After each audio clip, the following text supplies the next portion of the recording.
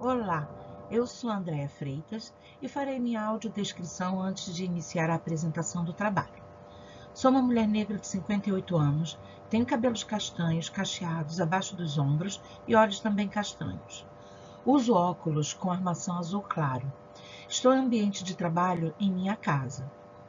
O trabalho que apresentarei é um dos requisitos a serem cumpridos para a conclusão do curso de especialização em Educação Especial e Inovação Tecnológica. Esta foi a primeira turma do curso, resultado de uma parceria público-público entre a Fundação CCERJ e a Universidade Federal Rural do Rio de Janeiro.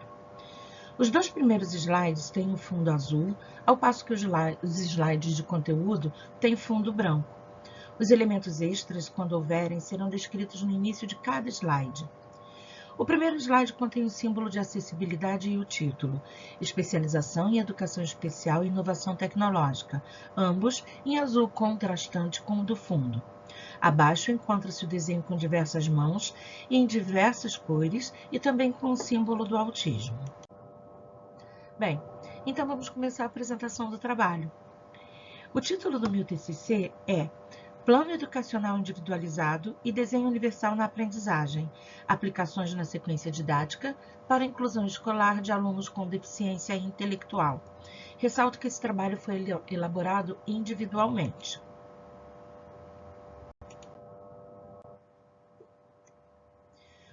No slide introdutório, no canto inferior direito, encontra-se uma foto de mãos segurando um celular, de cuja tela se projetam ícones que se referem às formas de interação entre as pessoas e também de produção e divulgação de conhecimento na internet.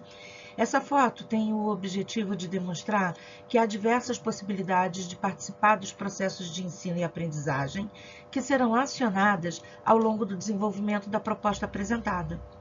A minha escolha para tema do trabalho de conclusão de curso foi a idealização de uma sequência didática voltada para a inclusão de uma estudante de 17 anos, matriculada no 8º ano do ensino fundamental, com diagnóstico de deficiência intelectual.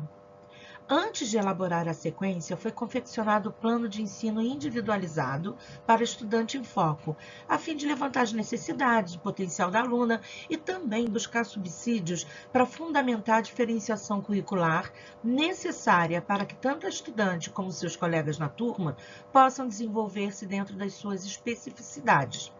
Assim, a culminância da sequência didática será a produção de um veículo de comunicação. Nesse contexto, a diversificação de atividades é um componente essencial para que todos os estudantes possam ser contemplados e tenham acesso ao processo dentro de suas habilidades e competências. Assim, reunirão condições para avançar e construir ou adquirir novos conhecimentos. O princípio do desenho universal na aprendizagem atravessou a elaboração do material, porque além da estudante para a qual o PEI foi elaborado, é necessário que o conteúdo seja apresentado a todos os alunos da turma. Ao longo do processo, as atividades serão realizadas ora de forma individualizada, ora em grupo. Em alguns momentos, a indicação será dada pelo professor, mas também haverá oportunidade para que os estudantes façam suas escolhas para trabalhar de forma individual ou coletiva. Dado que os estudantes serão incentivados à exploração de recursos tecnológicos diversos, o formato final da apresentação poderá ocorrer em suportes variados, dentre os quais o Padlet e podcasts variados, entre outros.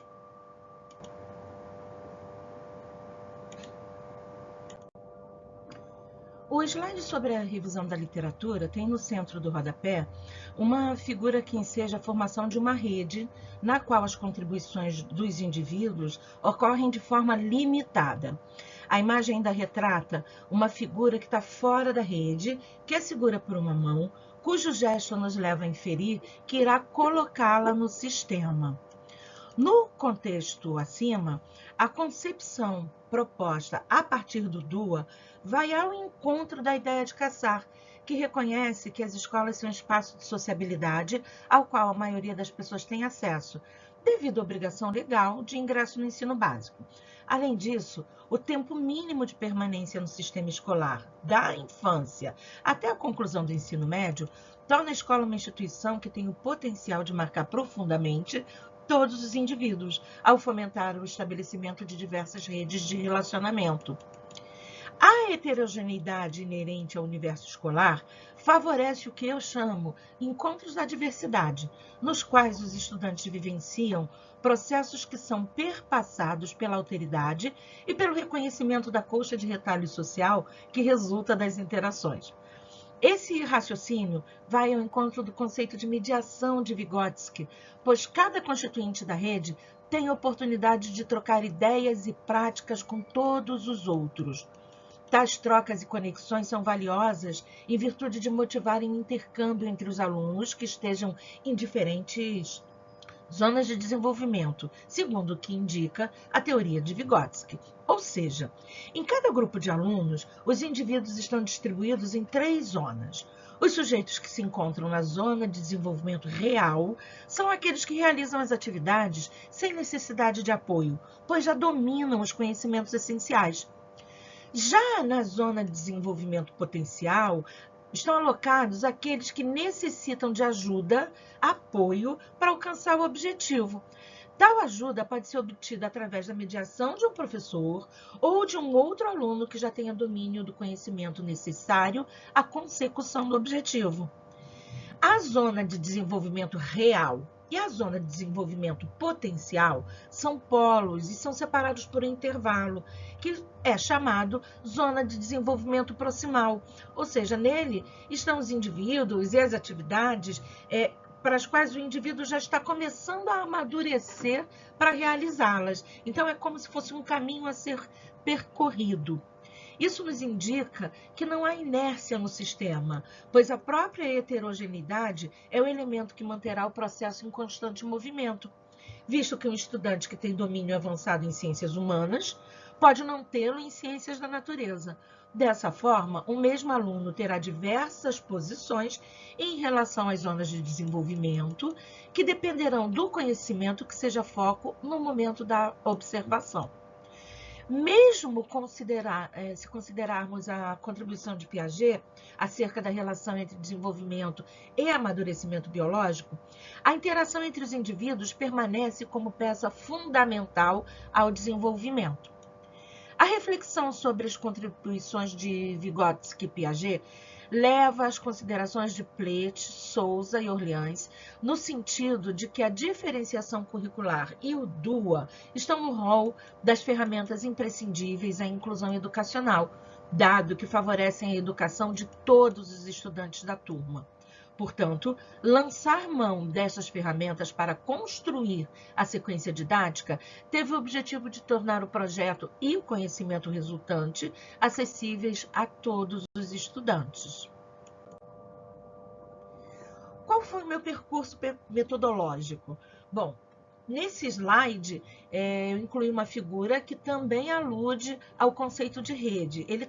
Essa figura está no rodapé inferior direito. O fundo dela é em laranja e as imagens que representam os indivíduos são estilizadas como se fossem os peões de um jogo de xadrez. Uma das peças está tingida em cor contrastante em relação às restantes, que são brancas, mas ela está inserida na rede, ela não está do lado de fora, como na figura anterior.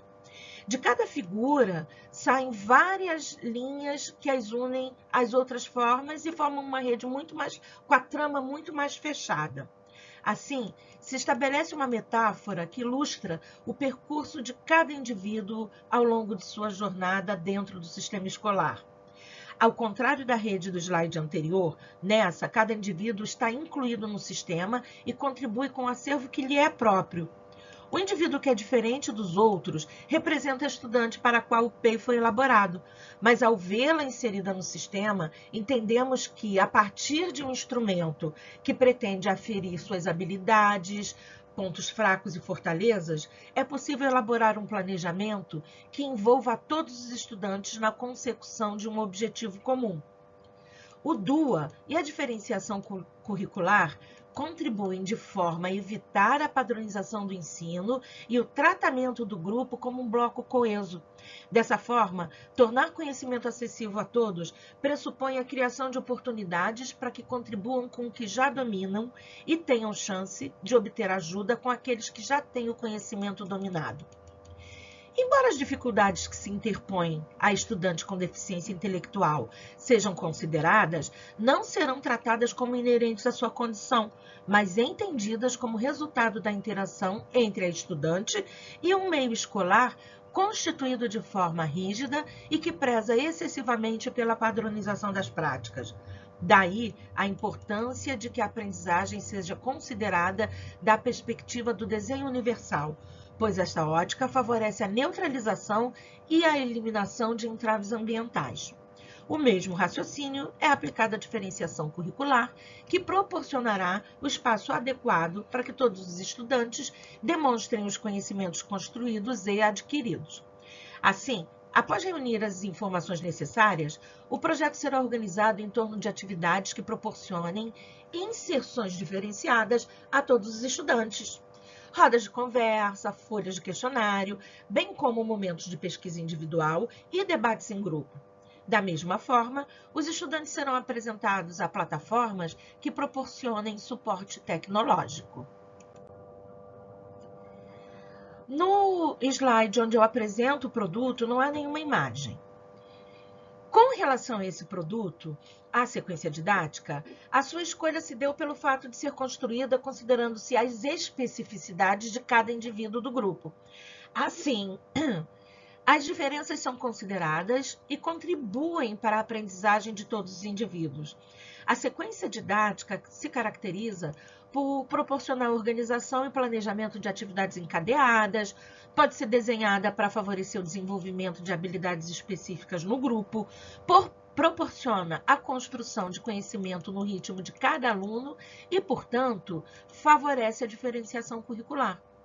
Os objetivos dessa sequência, chamada Jovens Jornalistas, estão alinhados com as competências estabelecidas pela Base Nacional Comum Curricular e incluem desenvolver a competência leitora, bem como o uso de modalidades escritas, oral, da língua portuguesa, articular o verbal com outras linguagens, buscar, selecionar, tratar, analisar, usar informações, tendo em vista diferentes objetivos, produzir textos de diferentes gêneros, considerando sua adequação ao contexto e produção de circulação, revisar e editar o texto produzido, produzir notícias para rádio, TV, podcast, identificar os termos que constituem uma oração e compreender e usar os elementos de coesão textual.